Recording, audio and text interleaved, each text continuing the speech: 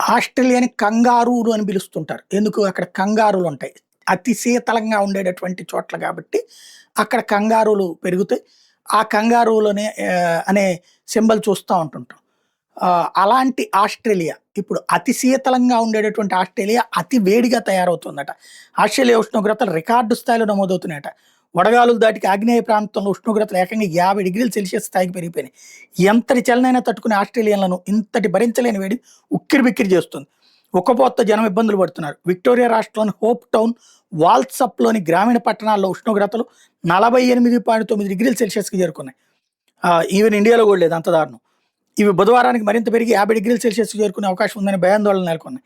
2009 ఏడాదిలో కూడా ఇలాగే వడగాలులు దాటికి 173 మంది ప్రాణాలు కోల్పోయారు. మంగళవారం నమోదైన వడగాలుల కారణంగా ఇంతవరకు ఎలాంటి ప్రాణ నష్టం సంభవించలేదని, కానీ సమీప అడవులు దహనమయ్యే ప్రమాదం పొంచి ఉందని అధికారులు హెచ్చరించారు. విక్టోరియా రాష్ట్రంలోని అతిపెద్ద నగరం మెల్బోర్న్లో కూడా వేడిమి అత్యధికంగా ఉందట.